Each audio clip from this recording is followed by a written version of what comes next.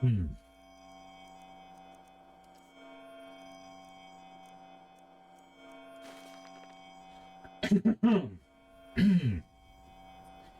The Nirnroot Missive, Revised Edition by Sindirian. The following is a transcript of the speech given by a master alchemist, Sindirian, at the Alchemical Symposium at the Rain's Hand of 4th Era 02. It is a revised version of the earlier missive Sindirian gave to the same group several years before.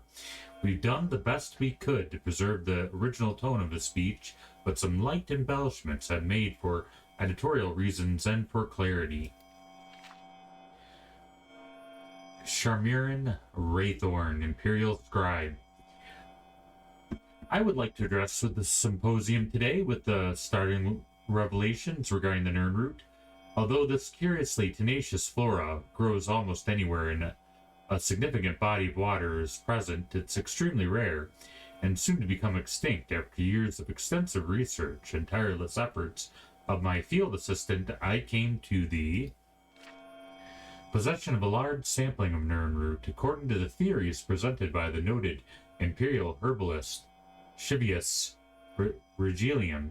The Nirnroot once flourished until its cataclysmic event severely reduced their numbers.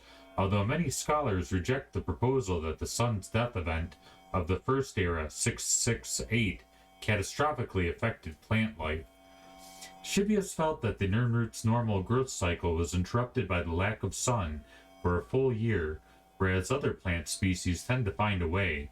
The Nirnroot's mysterious magical nature made it especially susceptible to this climate shift.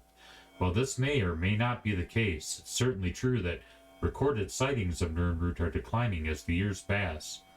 Shibius's notes oddly described the Nirnroot as emitting a brilliant yellowish glow. Contrary to this fact, the Nirnroot of today has a soft, haunting blue-white glow. Subsequent studies by other scholars have failed to adequately explain this shift in hue.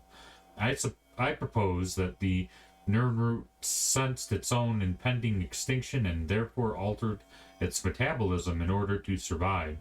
One of the most glaring pieces of evidence of my theory is the presence of Nirnroot in subterranean environments, places completely devoid of sunlight.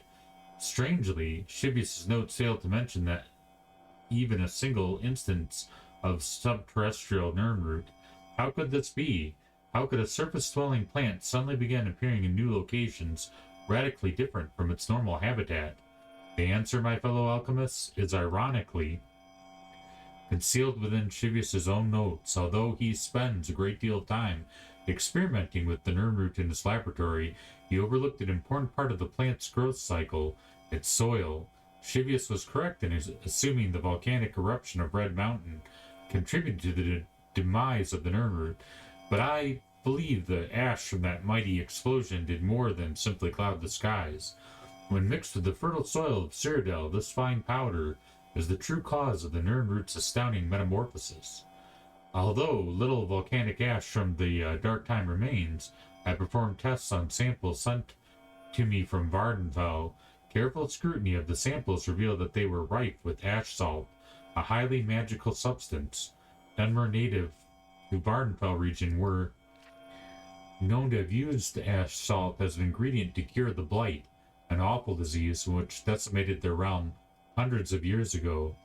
This unique property of the ash salt, coupled with the Nirnroot's inherent magic, caused the radical change. In essence, the root healed itself. In summation, it is clear that the Nirnroot was dying and used a byproduct of its destructor to preserve itself. I feel the Nirnroot has accomplished in a relatively short amount of time what would take other species thousands of years to complete. Whether you subscribe to my theory or not, one thing is certain. The Nirnroot is on a path to destruction.